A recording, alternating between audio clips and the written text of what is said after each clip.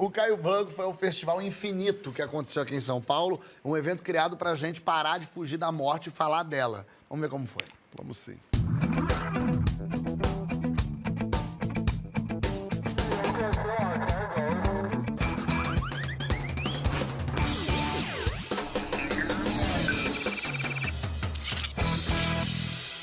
Você já pensou em como você quer morrer? Eu sei.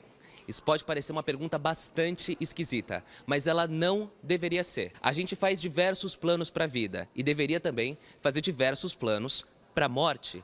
E não precisa ser nem um pouquinho mórbido. O que é que você está fazendo aqui? O que é que te trouxe ao Festival Infinito para falar sobre morte? Quando a minha mãe morreu, ela era a pessoa que a gente tinha que pensar, era a pessoa que tinha que saber exatamente o que ela gostaria que fizessem, e ela foi a última pessoa que alguém perguntou o que ela gostaria que fizessem com ela. A gente tem muita dificuldade até na nossa cultura de aceitação do processo de viver até o último dia da sua vida, sem precisar colocar toda a sua energia exclusivamente na doença. O obstáculo que a gente vai encontrar diz respeito a uma incapacidade das pessoas de lidarem com o tempo.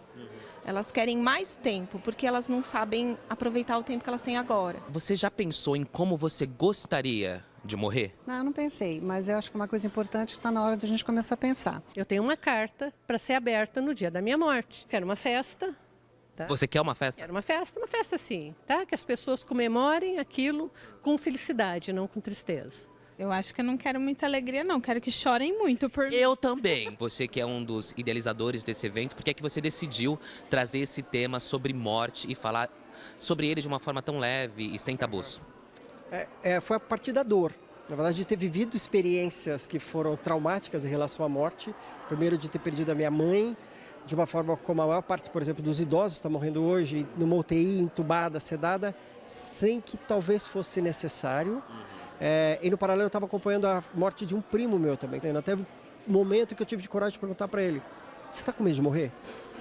E eu perguntei e falei: desculpa, porque é difícil, né? Será que vai ser bom ou ruim essa conversa, essa pergunta? E ele falou: não, obrigado, eu precisava falar sobre isso. E esse processo da morte com conforto, que é o que estava acontecendo, é muito importante para o processo da pessoa também, tanto quem está passando por esse processo, como para a gente também, para a família, que é esse processo de ir fechando os ciclos, de falar as coisas que são importantes. É um baita privilégio. E não pode ser um tabu, tem que ser uma coisa natural, porque a morte é Vai acontecer, né, menina? certa.